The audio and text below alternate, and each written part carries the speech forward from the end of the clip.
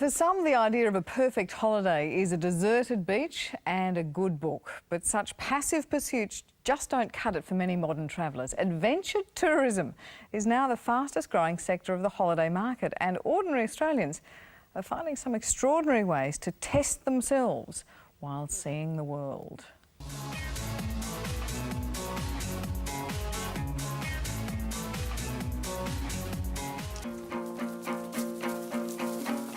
Take 28-year-old Victorian adventurer Tim Cope, for example.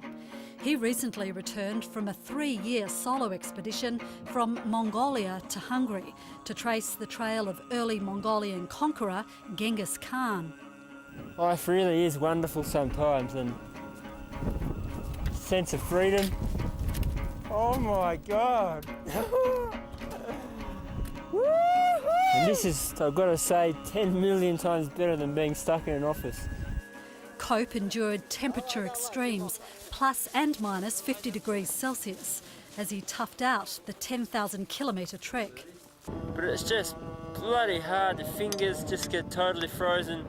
It's just cold. It's like the Earth's just been entombed in ice. His only companions for most of the journey, some horses and a dog. Commercial tours often whet the appetite for more extreme adventure, and with a few trips under the belt, travellers can up the ante. Certainly an element of the adrenaline, but I think the most important thing for me is just saving some wilderness, getting out there and sort of connecting with that sort of more soulful side to life, and that provides, for me personally, an immense amount of equilibrium. Without that, I'd sort of feel I'd go a bit stir crazy in the city if I was there for too long. Angus Gemmell holds down a high-pressured job as a mild-mannered barrister. But his alter ego is as a rugged adventurer, tackling physically challenging expeditions across the world. He's been to Mongolia and Venezuela.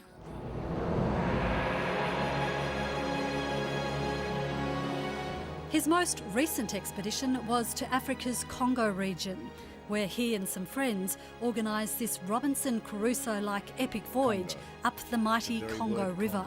They were in search of the endangered great apes known as bonobos, fun-loving and also lovers of loving. In this sanctuary we're able to see bonobo behaviour up close and personal. Armed with a video camera and local guides, his mission to track and film them, to bring them to public attention and to help local communities maintain their survival. For without the support of the locals in this bonobo conservation initiative, they would be hunted for bushmeat. What's also curious is that they're looking back at us with what feels like an equal measure of awareness. A window of peace in the war-torn Congo region finally enabled Angus to realise his dream. We've finally arrived at Kokolo Puri. What a welcome from these villages over here. Mbote! There's been a lot of both civil and international war in the Congo. So it's awash with guns. It's a very volatile place. And so the principal danger we faced wasn't so much from rapids on the river or hippos or crocodiles, although there are elements of that. But it was more just from some volatile militia that could have been floating around that could have attacked us. And how much of that risk was a bit of an enticement for you to sort of conquer that and do it? Oh, that certainly spiced it up, you know. This is what we've come here for. For me, it was 15 years of dreaming about being there, sort of culminating in one defined moment of just sort of intense fascination and emotion. And